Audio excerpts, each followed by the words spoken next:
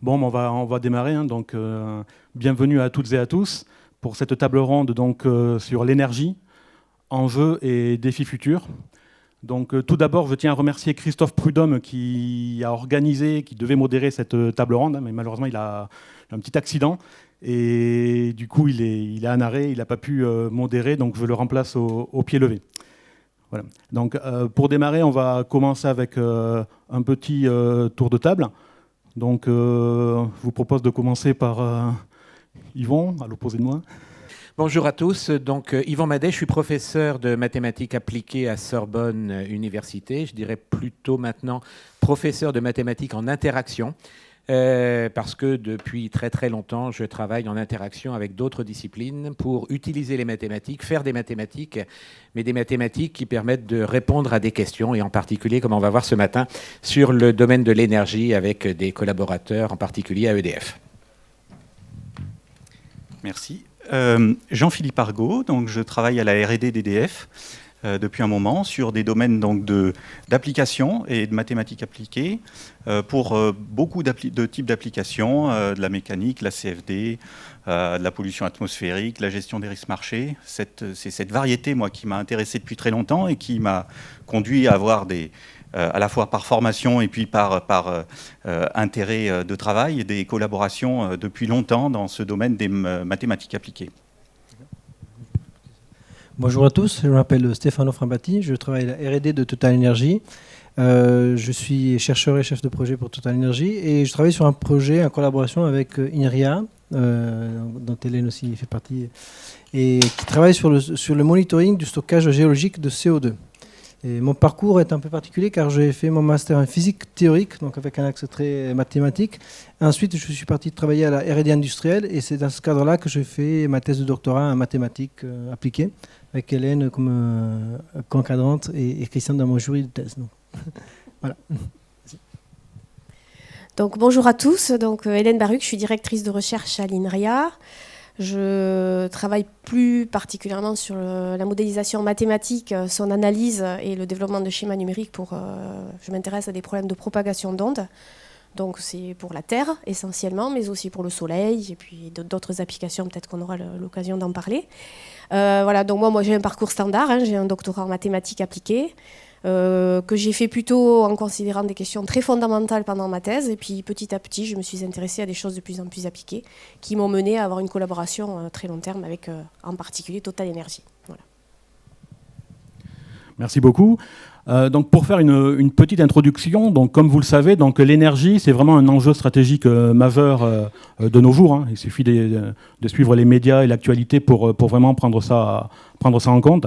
Donc qu'il s'agisse donc des énergies fossiles, donc pétrole, gaz, charbon, donc qui sont en quantité limitée sur Terre.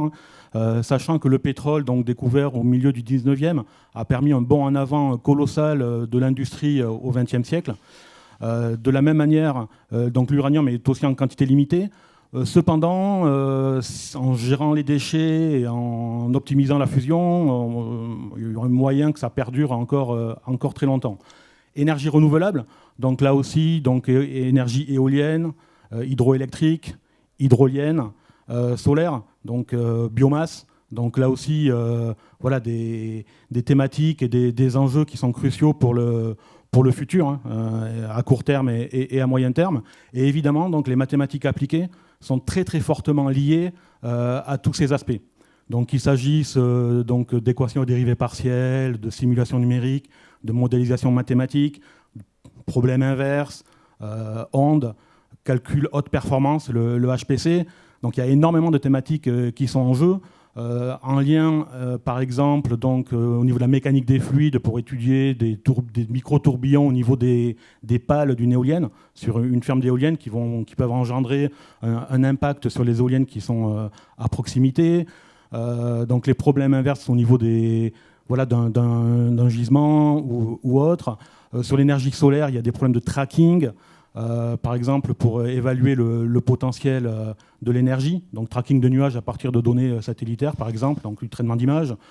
Il y a également, donc, en termes de mécanique, vous pouvez avoir des études sur la fatigue, donc le vieillissement, par exemple, d'un mât d'éolienne avec des micro-fissures. Donc vous avez des approches stochastiques ou éléments finis qui peuvent vous permettre d'étudier la fatigue. Donc énormément de liens entre des problématiques qui sont issues de l'énergie au sens large et des thèmes des mathématiques appliquées et computer science. Donc afin d'illustrer cela, donc, comme vous pouvez le voir sur le programme, donc, on va démarrer en présentant donc, des collaborations actuelles et passées, récentes, qui mettent en jeu donc, nos invités. Le lien avec les mathématiques, dans les problématiques actuelles.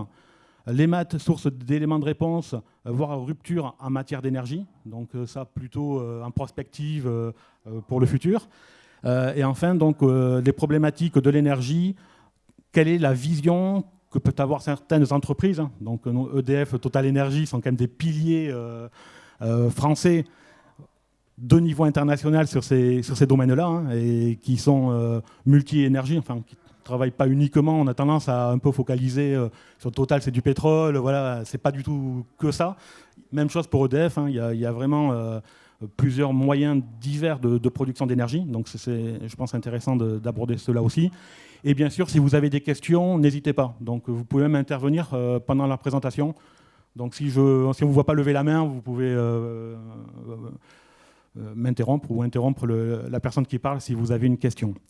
Donc voilà, donc pour démarrer, donc, je vous propose donc de commencer Stéphano, informatique pour Total Energy avec Hélène, pour présenter une première collaboration académique, entreprise. Voilà, donc en fait, l'histoire de la collaboration avec Total Energy, c'est une vieille histoire, puisqu'elle a commencé il y a plus de 20 ans.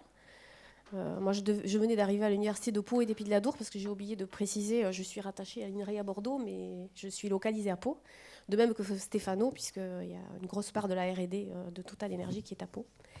Et donc l'histoire a commencé par un sujet plutôt fondamental, où on a essayé d'utiliser des méthodes qui venaient plutôt de l'analyse micro-locale. Donc c'est un pan des mathématiques, je dirais, plutôt fondamental. Voir ce qu'on pouvait faire avec ce pan des mathématiques pour simuler des ondes dans le sous-sol. L'objectif étant, et est toujours d'ailleurs, grâce à ces ondes, de caractériser les couches géologiques, de comprendre de quoi sont faites ces couches qu'a priori on ne voit pas. Et aujourd'hui, on est allé plus loin, Stéphano vous en parlera, c'est-à-dire que maintenant on sait à peu près de quoi elles sont faites, et on essaie de les exploiter pour aller y stocker du CO2 à l'intérieur. Donc on a commencé comme ça sur un sujet très fondamental, et puis à l'époque, le ministère de la Recherche en France avait lancé la notion d'équipe de recherche technologique, et donc ça nous a donné l'idée de candidater, et on a lancé une équipe de recherche technologique. Et l'histoire a commencé comme ça. Et puis de cette équipe de recherche technologique, on a travaillé donc sur ce sujet plutôt fondamental, on est allé vers des choses plus appliquées, et on a lancé un accord. Entre-temps, moi j'avais rejoint l'INRIA, j'étais plus universitaire, et on a lancé un accord qui a duré 15 ans à peu près, et qui nous a permis de recruter énormément de doctorants. On a fait soutenir plus de 15 thèses durant ces 15 années de contrat. Et aujourd'hui, la collaboration, elle est allée encore plus loin, puisque l'équipe INRIA dont je suis responsable est devenue une équipe commune avec Total Energy. C'est-à-dire que dans cette équipe, vous avez des chercheurs du monde académique qui réfléchissent à des questions liées à l'énergie, avec des chercheurs qui sont, eux, employés par Total Energy. Voilà, donc c'est vraiment un partenariat très fort entre académie et la compagnie Total Energy, puisque maintenant il faut parler de compagnie. Et pour nous, c'est fantastique, parce qu'on accompagne Total Energy dans sa transformation, qui, comme l'a dit Christian, pendant très longtemps a été un groupe qui travaillait beaucoup sur le oil and gas, et aujourd'hui a décidé de diversifier son activité en matière d'énergie.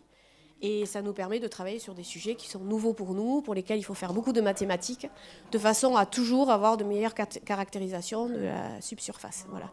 Et ce que je vous propose, c'est de donner la parole à Stéphano, qui va vous raconter justement un des enjeux sur lesquels on est en train de travailler et qui est actuel. Merci beaucoup, Hélène. Donc, oui, effectivement, on a fait, à partir de cette année, cette équipe commune entre Total Energy et INRIA. Je trouve que c'est un format qui est très très sympathique. INRIA, j'ai l'impression, sont assez preneurs de ce type de collaboration étroite avec des entreprises, parce que ça valorise le travail de recherche mené par l'équipe INRIA. à la fois le travail fondamental qui arrive vite aux applications et le fait aussi de pouvoir le valoriser avec d'autres choses que juste des publications, donc avec des résultats, avec des brevets, etc.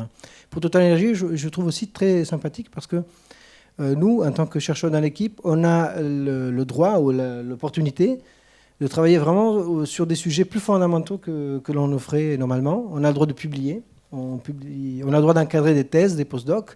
Donc ça marche vraiment comme une équipe de recherche presque, je dirais, entre guillemets, universitaire, avec bien évidemment des enjeux d'application un peu plus poussés. Donc, et comme disait Hélène, du coup, Total Energy se transforme. Hein, donc, le monde entier de l'énergie est en plein chamboulement.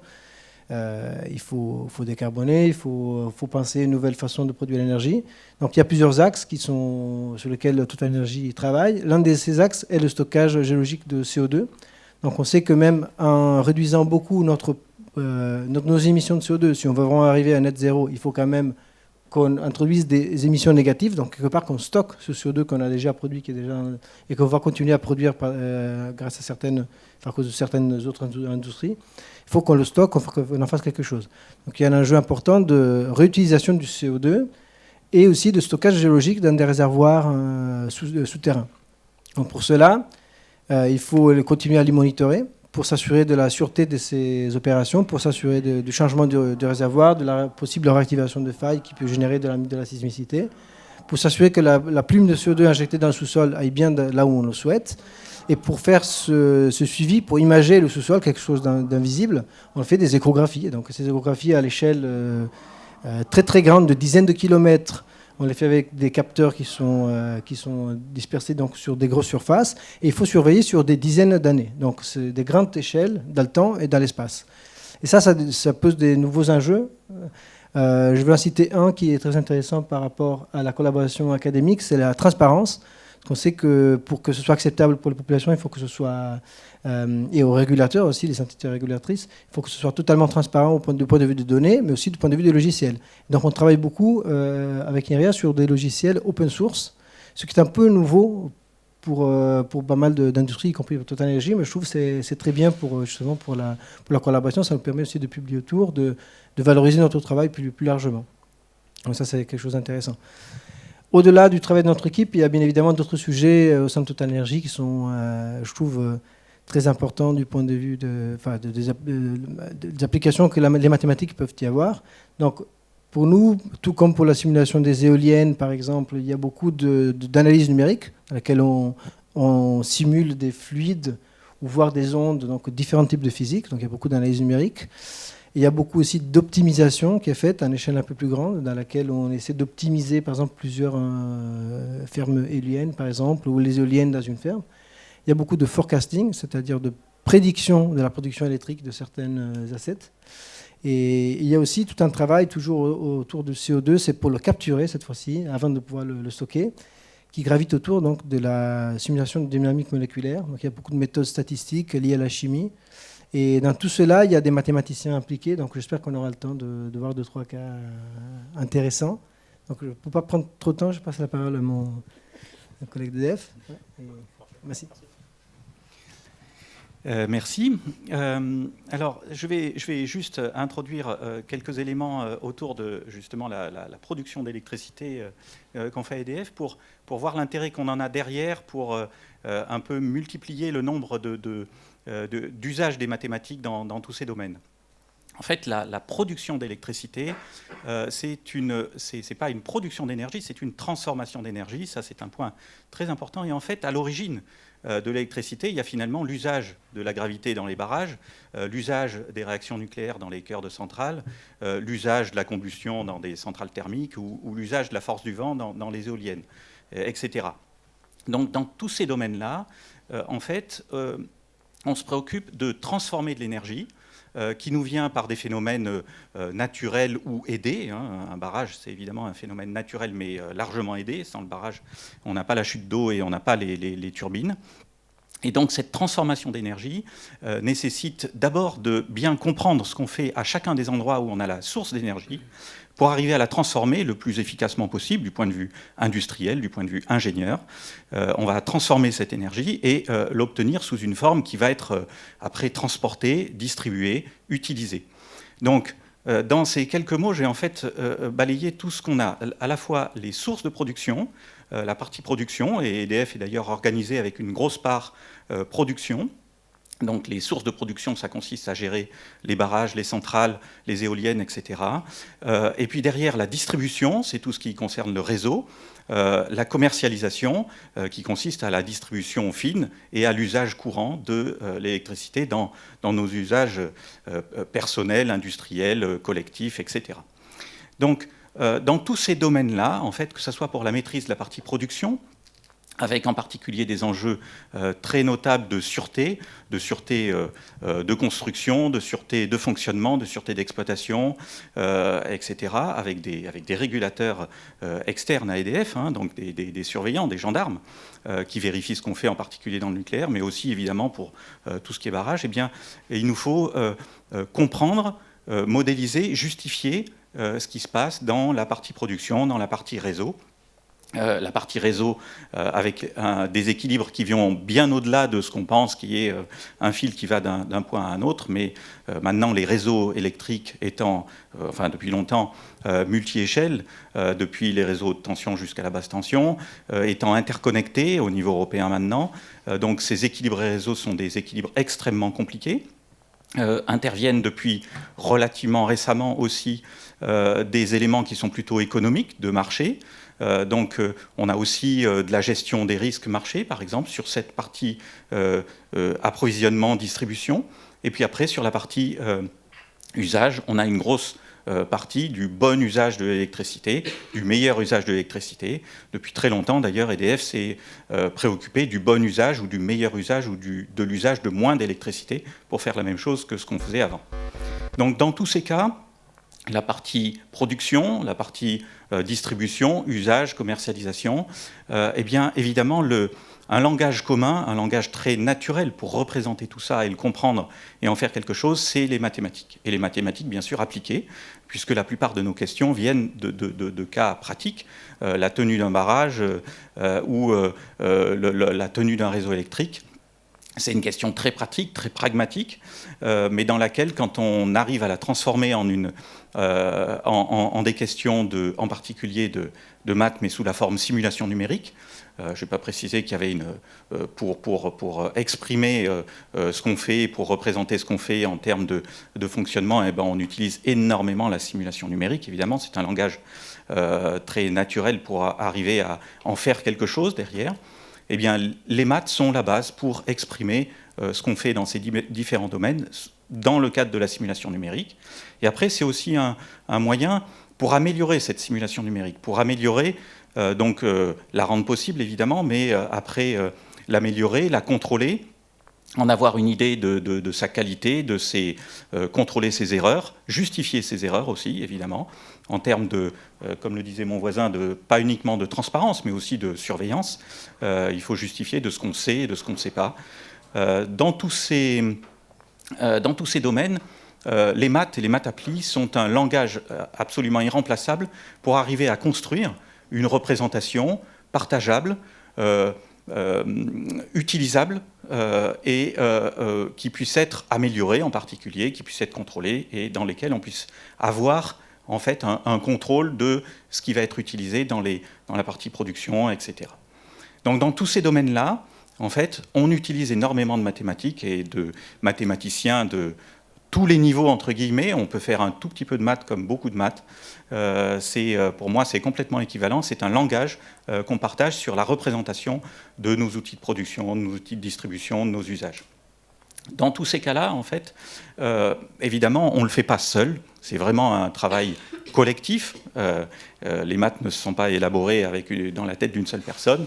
Et de la même manière, l'usage des maths ne se fait pas dans la tête d'une seule personne. Donc les collaborations sont l'ADN de la R&D depuis très longtemps à EDF.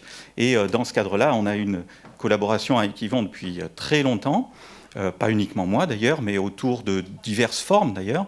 des formes très ciblées, des encadrements de doctorants, de post-doc ou des contrats ciblés, ou des formes plus larges, dans le genre des contrats de type ANR et compagnie, autres guichets de financement.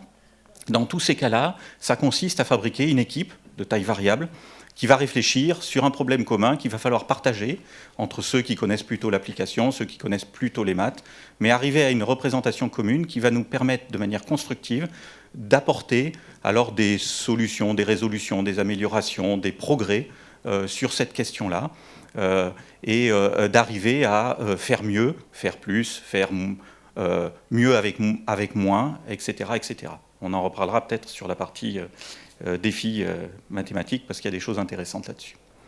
Donc sur ces sujets de collaboration, en fait, depuis très longtemps, on travaille et on utilise en particulier, pour ma part, autour de la simulation numérique, les mathématiques pour faire mieux, pour contrôler ce qu'on fait, pour justifier ce qu'on fait, pour connaître les erreurs résiduelles dans les simulations numériques, pour améliorer ces simulations numériques, dans le sens, les simulations numériques, derrière, vont nous servir comme outil d'aide à la décision, comme outil de choix, de construction d'une représentation qui va être opérationnelle du point de vue industriel. Merci. Mes prédécesseurs ont à peu près tout raconté, et donc en particulier, moi, je ne suis que mathématicien dans la bande, parce que vous voyez bien que les problèmes qui se posent ici sont des problèmes qui font intervenir des connaissances dans tous les corps. On a parlé de chimie, on a parlé de physique, on a parlé de prospection pétrolière, on a parlé de création d'énergie au travers de transformation. Tout ça, évidemment, a priori, je n'y comprends rien. D'accord ? Simplement, j'ai une certaine curiosité intellectuelle qui me fait dire que forcément, les mathématiques peuvent intervenir pour améliorer la conception et la production d'énergie, en l'occurrence ici, mais ça peut être dans plein d'autres domaines. Depuis Poincaré, je pense qu'il n'y a aucun scientifique qui peut prétendre connaître tous les champs des mathématiques. C'est pour ça qu'il faut vraiment baser sa recherche et son travail de mathématicien sur l'interdisciplinarité. Pour faire passer tout ce qu'on peut imaginer dans le monde éthéré des mathématiques, dans lequel on va réfléchir aux concepts les plus fondamentaux, pour les faire passer pour résoudre effectivement des vrais problèmes posés par ceux qui connaissent leur métier, et en particulier vers l'industrie. Donc, le travail que j'ai entrepris, en particulier avec des collaborations au travers d'EDF, dure, comme Jean-Philippe l'a dit, depuis une trentaine d'années, et c'est accompagné de divers suivis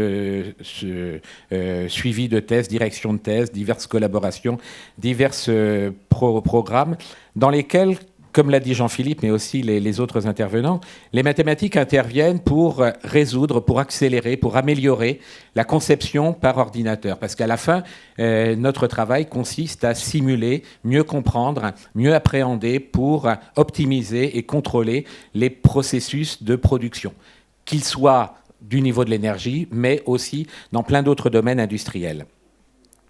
Donc l'idée a commencé, la collaboration a commencé dans l'équipe de Adrien Jamy avec Brigitte Métivet, avec qui j'avais fait ma thèse en ce moment-là sous la direction de Pierre-Arnaud Ravière, a commencé avec des choses qui se faisaient à ce moment-là, qui étaient importantes. Les méthodes d'éléments finis, mieux comprendre les méthodes d'éléments finis pour résoudre les équations de Navier-Stokes, améliorer la précision, monter en ordre à la fois en espace, mais aussi en temps, parce qu'à ce moment-là, on commençait à faire de l'instationnaire, donc monter en ordre en temps avec des schémas aux caractéristiques d'ordre élevé. Et puis ensuite, une fois que les simulations ont été faites, comme dans beaucoup d'industries, les gens se sont dit j'ai mis plein d'argent sur la simulation numérique, maintenant j'en ai marre. Il faudrait essayer de récupérer toute l'information qui a été faite dans les simulations numériques précédentes, d'où l'idée d'utiliser les données et d'utiliser aussi les méthodes qu'on appelle les méthodes de base réduite. Alors on a eu des projets sur les méthodes de base réduite. Donc on a commencé éléments finis d'ordre bas, et puis on est monté en ordre avec des méthodes de base réduite, et on est allé aussi vers les données. Comment coupler les résultats de simulation numérique avec les données qui peuvent se faire sur terrain. C'était des mondes un petit peu séparés, des mondes qui s'ignoraient, qu'il a fallu, au travers des mathématiques, essayer de mettre ensemble avec des concepts nouveaux à inventer, avec des méthodes nouvelles à inventer. Et bien évidemment, quand on parle des données, on arrive au big data. Et il a fallu aussi comprendre ce qu'on pouvait faire avec les big data, essayer de rationaliser ces connaissances qu'on a, ne pas jeter tous les modèles mathématiques qui pouvaient exister sur les différents champs de la physique qui sont impliqués, mais essayer de les utiliser en cohérence avec les données qui peuvent exister sur le terrain. Alors, à côté de ça, il y a, à côté des méthodes mathématiques, les méthodes de discrétisation, les algorithmes, les conceptions du type multi-échelle, comme ça a été dit à côté. Il a fallu regarder aussi l'implémentation sur ordinateur avec les calculateurs vectoriels au début. Oui, j'ai les cheveux blancs un petit peu. Hein. Donc, ensuite, les calculateurs parallèles. Et maintenant, on est dans le quantum computing où il faut inventer de nouveaux algorithmes pour être capable de tirer toute la substantification moelle des ordinateurs quantiques. Et donc là, il y a tout un champ qui s'ouvre pour essayer de trouver de nouveaux algorithmes, éventuellement retrouver des algorithmes qui ont été laissés tomber parce qu'ils n'étaient pas adaptés à l'architecture et maintenant qui sont importants de faire intervenir. Donc le travail du mathématicien dans cette entreprise-là, c'est d'essayer de comprendre ce qu'il n'a pas appris, essayer de comprendre, essayer de voir la logique, ne pas avoir honte de poser des questions stupides. J'interviens très souvent dans des domaines dans lesquels je rentre un petit peu par la petite porte, par exemple depuis la Covid, où je n'avais jamais fait de simulation d'épidémie. Je me suis mis à travailler avec des gens qui regardent les virus dans les eaux usées, et donc constamment je dis attention, je ne suis que mathématicien, mais là je ne comprends pas. Et ça permet d'avancer, et ça permet de mieux modéliser, et ça permet de donner aussi du travail. Il y a des équipes de mathématiciens qui travaillent derrière pour essayer d'appréhender des nouvelles choses. Donc essayer d'agir à tous les niveaux de la modélisation et de la compréhension et de la simulation pour débloquer et faire gagner du temps et faire gagner aussi de la précision et de la compréhension pour les grands mots optimiser et contrôler. Oui, merci beaucoup pour toutes ces remarques.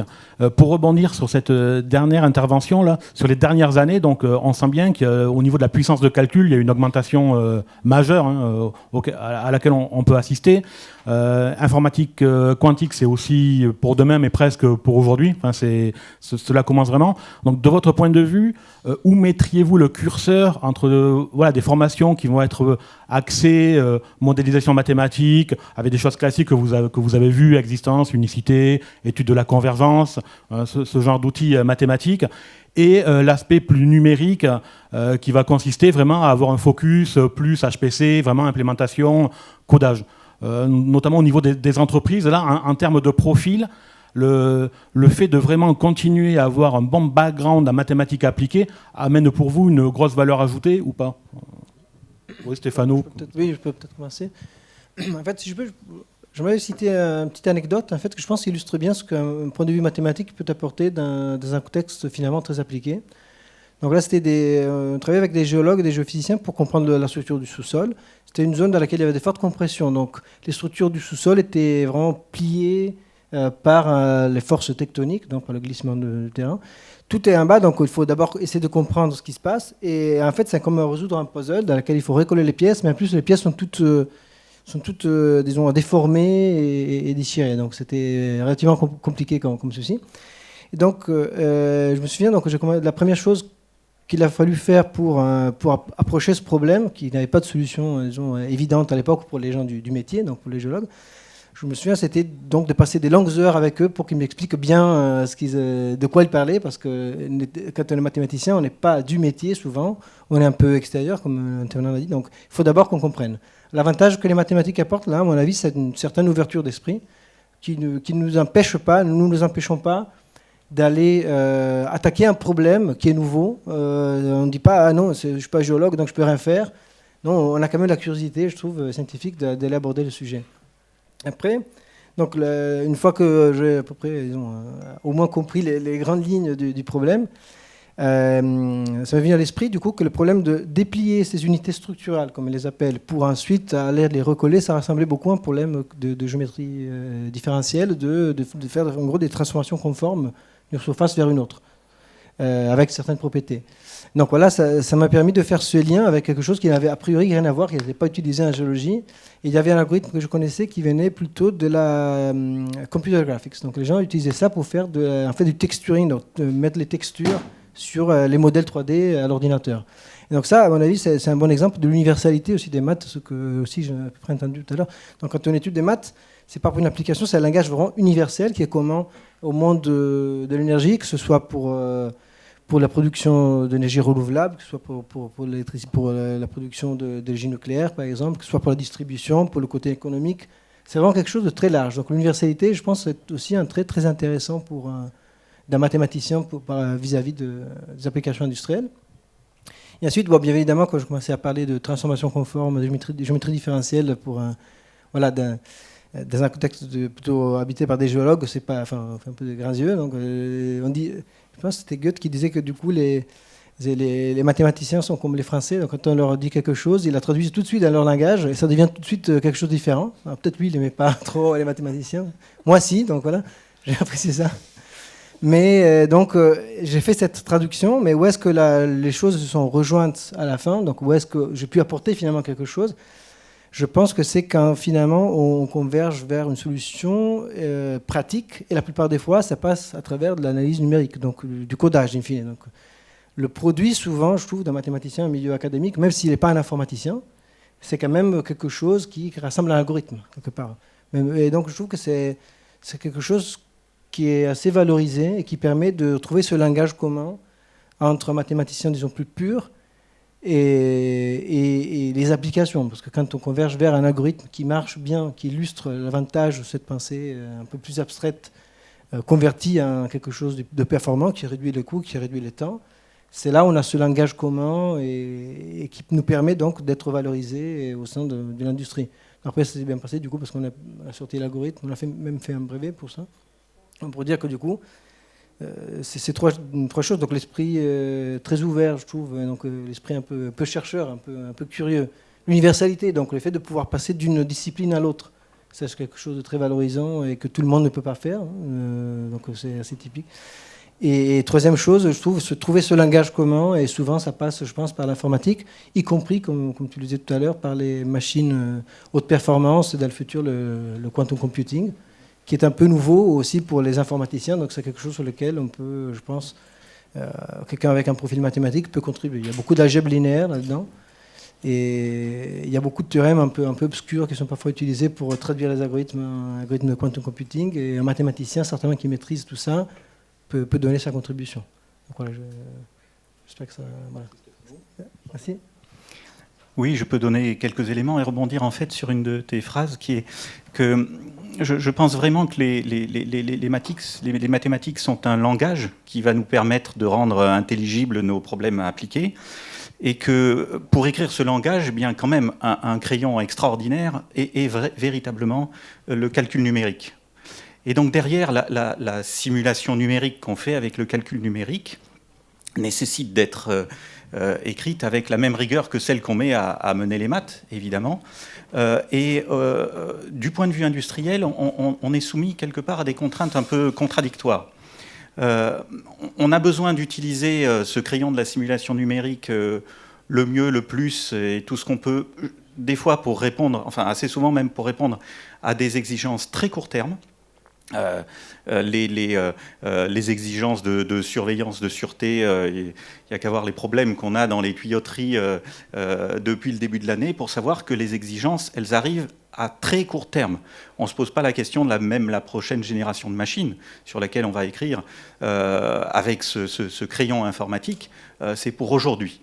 Donc, les maths, à ce niveau-là, doivent pouvoir servir à progresser sur ce qu'on fait aujourd'hui, maintenant, à relativement court terme. Et seuls les maths, d'ailleurs, sont...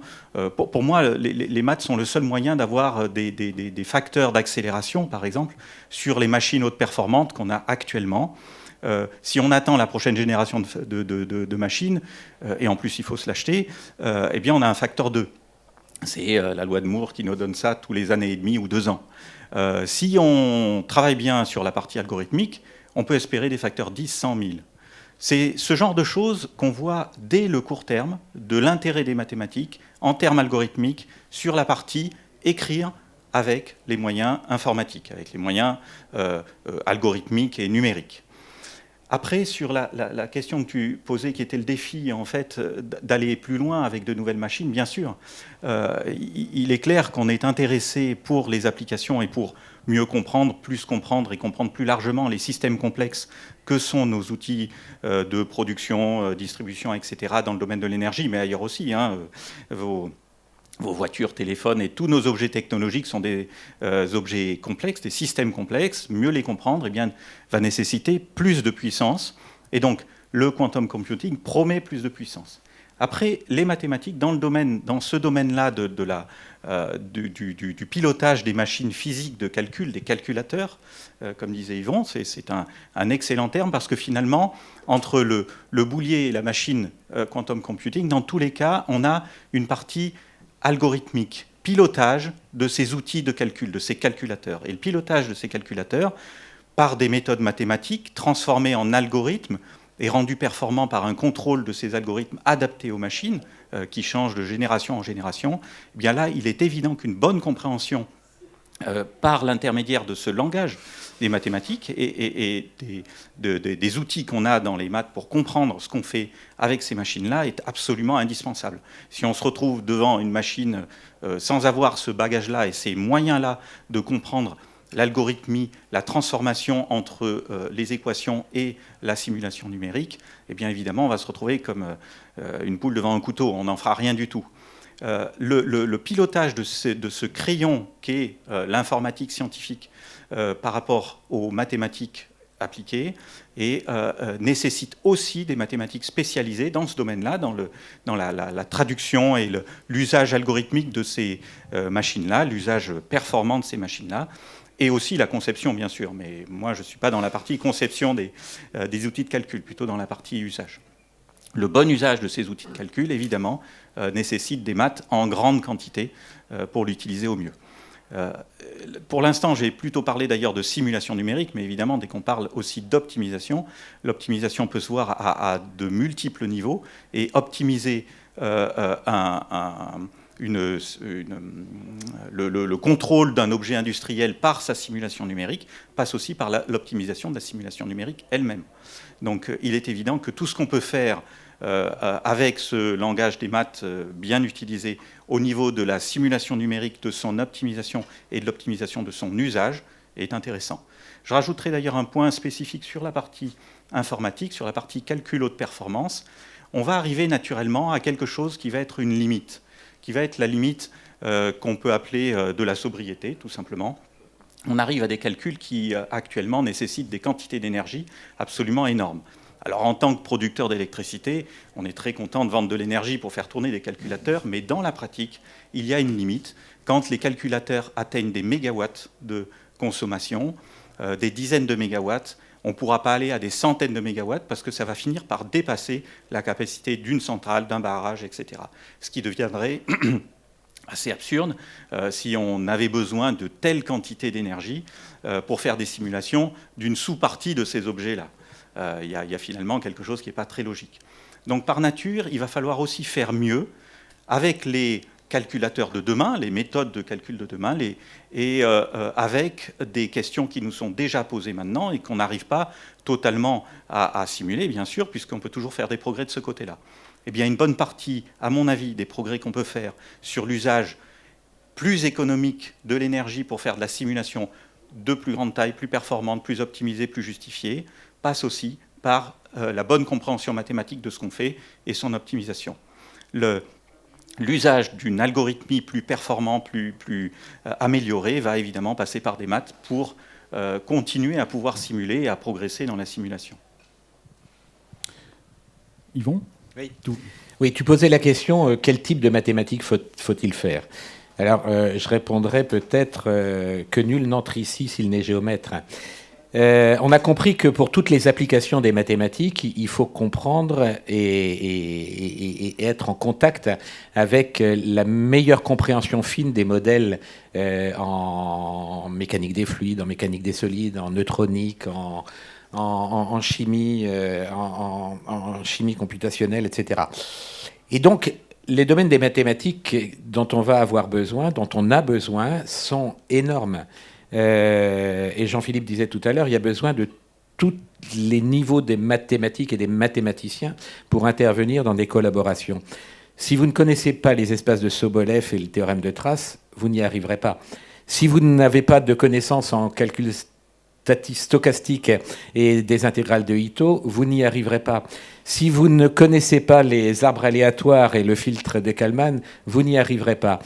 Si vous ne connaissez pas l'analyse complexe, on parlait tout à l'heure de transformation conforme, vous n'y arriverez pas. Donc il faut avoir une solide connaissance mathématique, évidemment pas être spécialiste, pas être expert, mais être ouvert, avoir essayé de suivre un maximum de champs disciplinaires en mathématiques pour ressortir à ce moment-là, et non pas faire, mais aller chercher le spécialiste du domaine, d'accord ? Moi, en calcul stochastique, j'y connais rien. Je suis allé demander à Marie, qui est là, de m'expliquer un certain nombre de choses quand il s'est agi de faire des choses au niveau de l'épidémie des eaux usées, l'épidémiologie des eaux usées. Et donc, il faut être ouvert, être curieux, écouter, se renseigner, et savoir qu'il y a des choses dont on a peut-être entendu parler, mais qui sont beaucoup plus vastes, et aller voir les experts et être capable de leur traduire en langage mathématique ce que les collègues des autres disciplines vous ont dit, pour justement les entraîner avec vous dans cette aventure interdisciplinaire.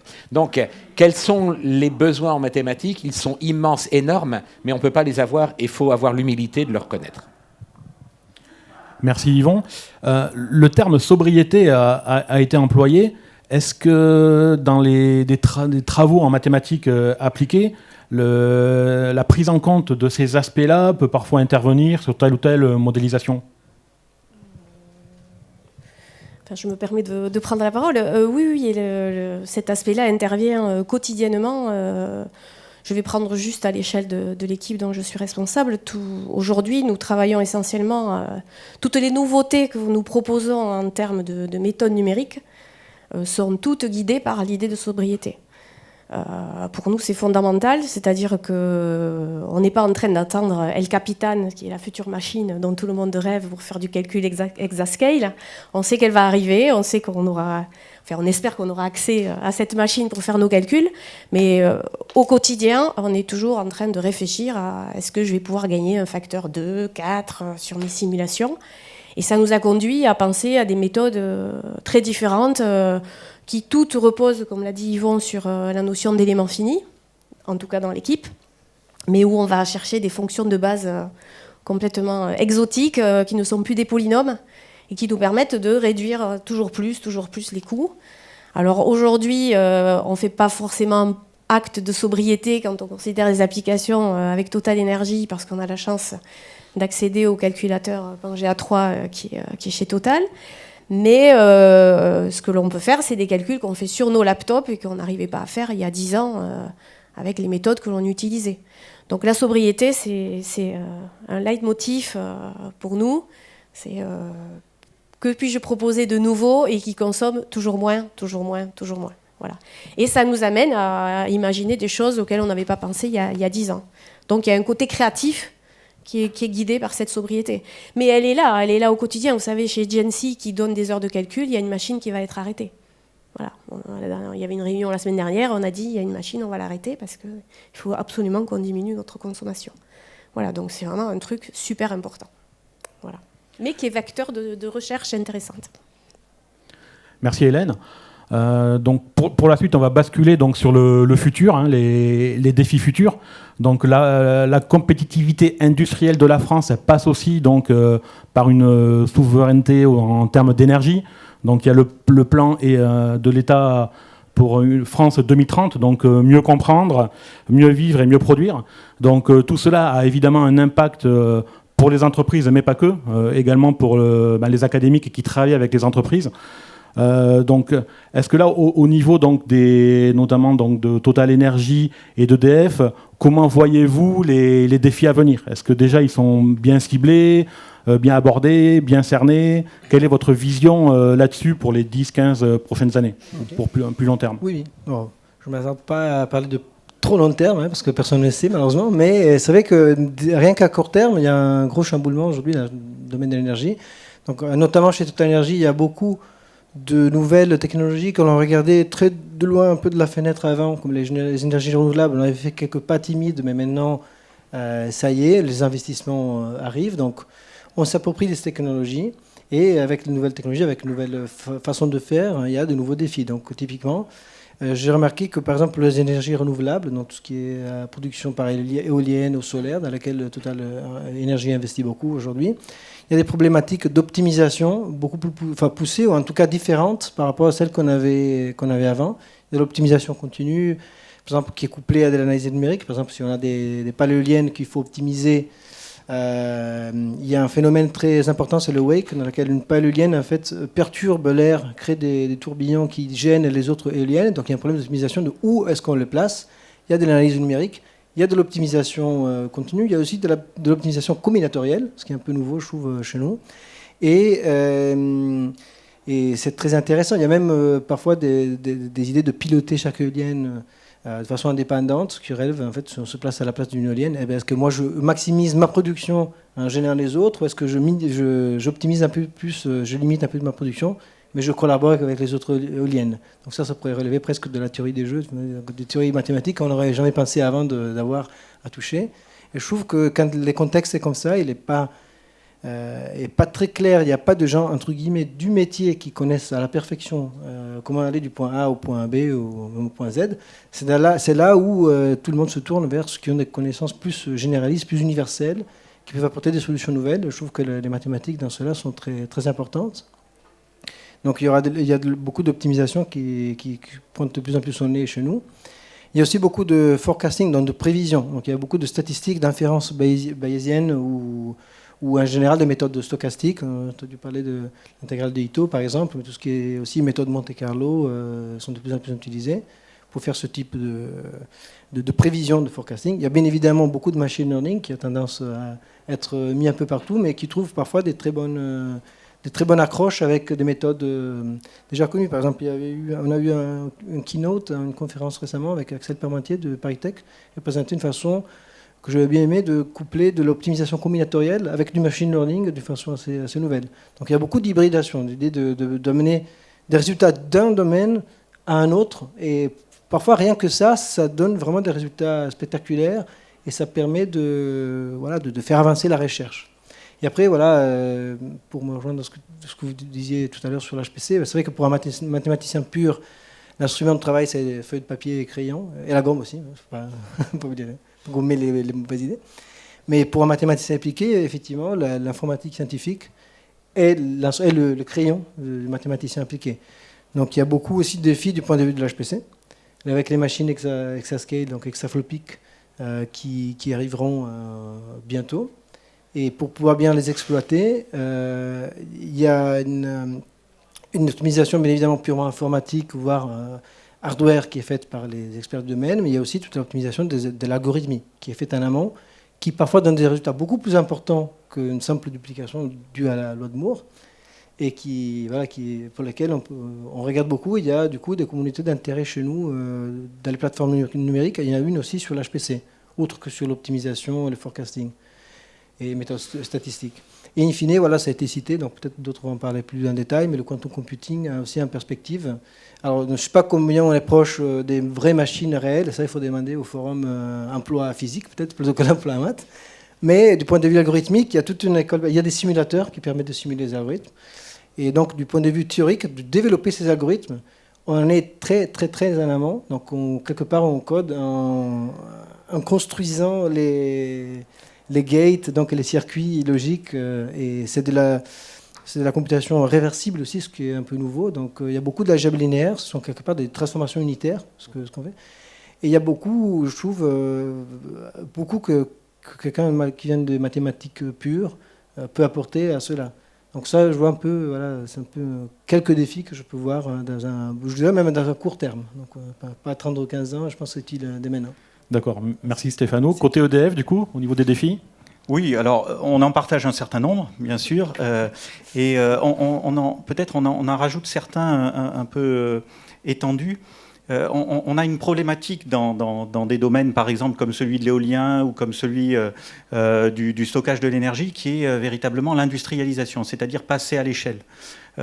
Faire une éolienne, c'est déjà pas simple, et l'optimiser, l'utiliser au mieux, c'est pas simple.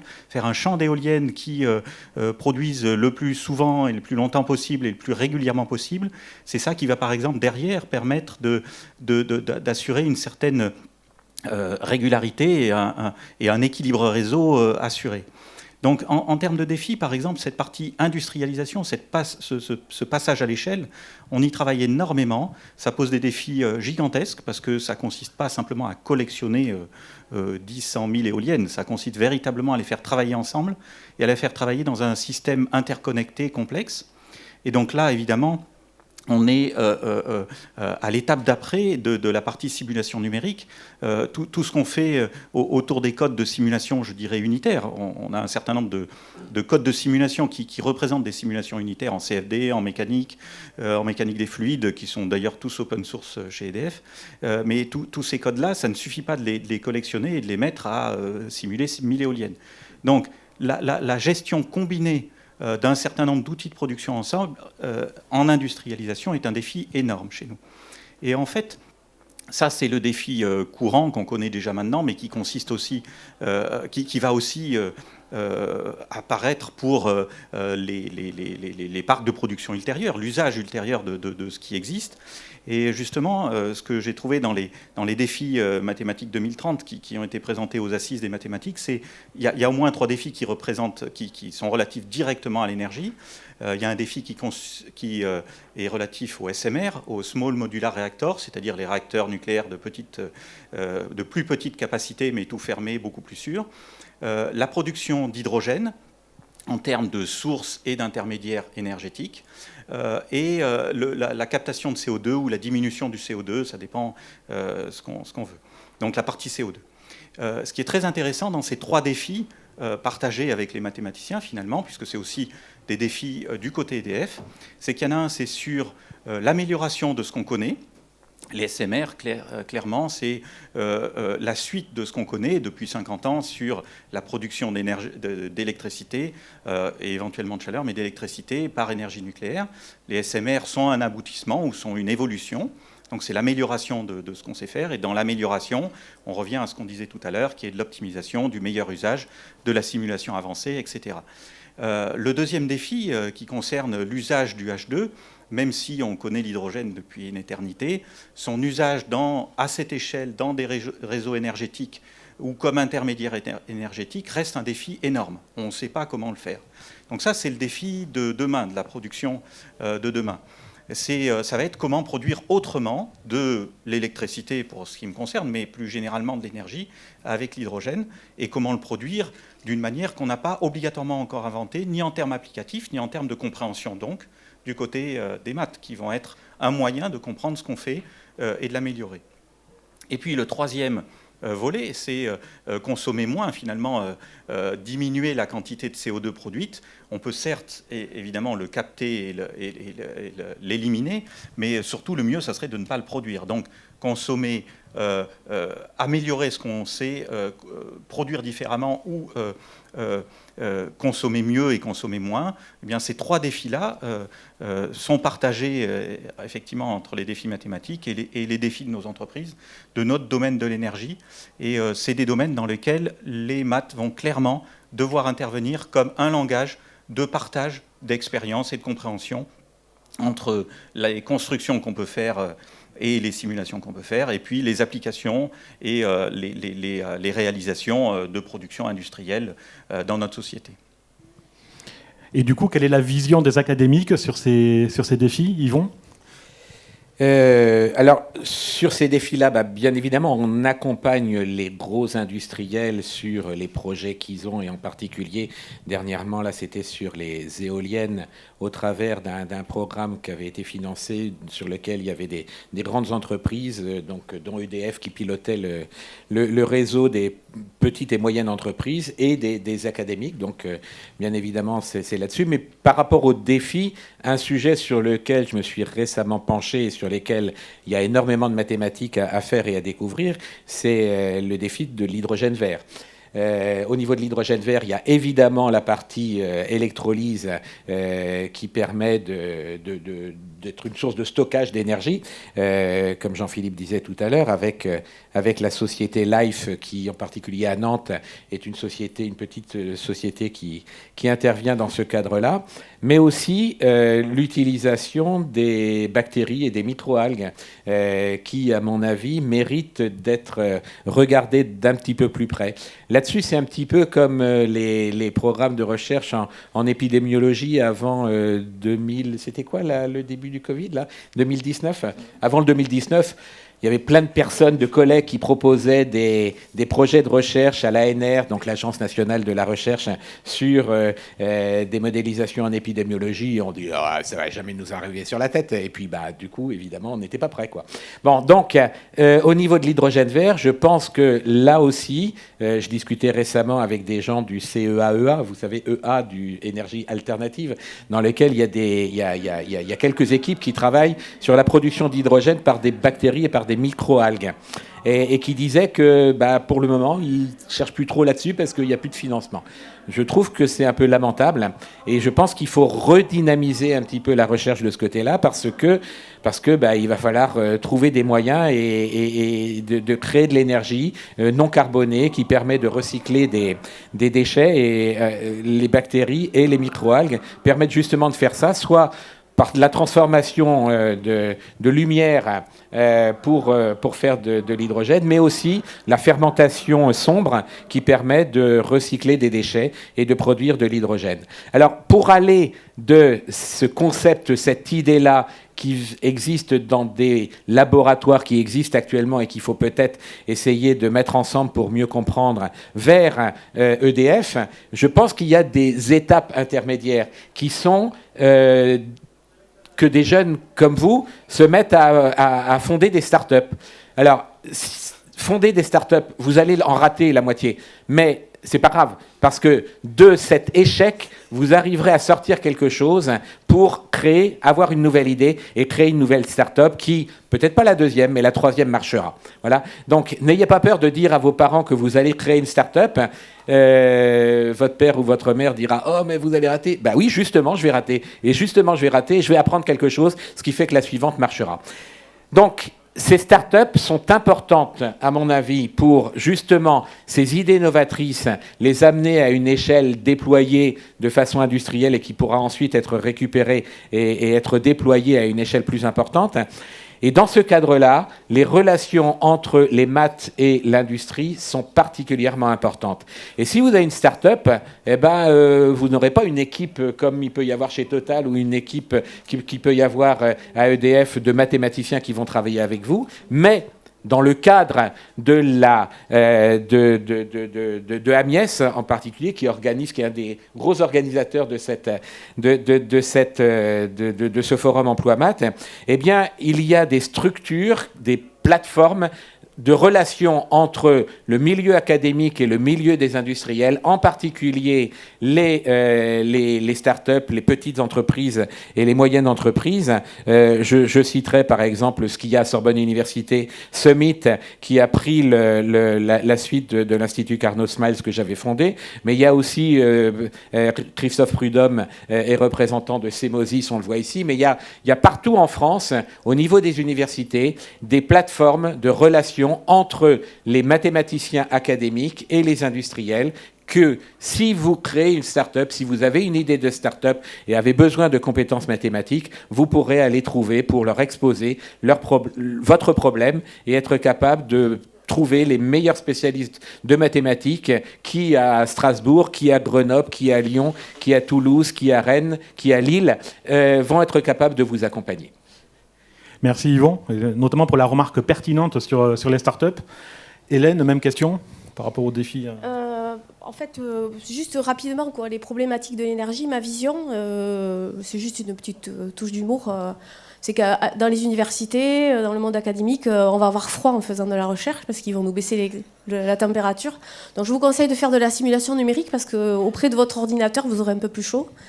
Et puis je vous conseille aussi de vous intéresser à des sujets un peu en rupture parce que ça va vous obliger à carburer. Et comme ça, vous aurez aussi un peu plus chaud que si vous restez sur des sujets plan-plan, voilà, et sans votre ordinateur. Voilà, c'était juste une petite touche d'humour parce que j'ai rien à rajouter. Je suis d'accord avec tout ce qui a été dit. Voilà. Merci beaucoup. Et un dernier petit mot là, donc sur le slide, vous pouvez voir en bas à droite, derrière moi, donc il y a l'impact des mathématiques au niveau des entreprises. Donc il y a des assises qui sont encore en cours, organisées par le CNRS, l'INSMI du CNRS. Donc là aussi, donc il y a notamment un fichier PDF qui est accessible sur le site web du CNRS. Donc je vous encourage à aller y jeter un coup d'œil, c'est assez instructif et intéressant. C'est une étude qui est très complète, qui est pas complètement finalisée, mais quasiment. Et il y a déjà des rapports qui sont sortis. Donc je pense que ça vaut vraiment le coup d'y jeter un coup d'œil. Voilà, donc on arrive au terme de cette table ronde. Donc je remercie les 4 intervenants pour leurs interventions. Et du coup, on va s'arrêter. Donc, on a un petit break de 5 minutes. Et ensuite, ce sera une table ronde sur la mobilité. Voilà. Merci. Merci.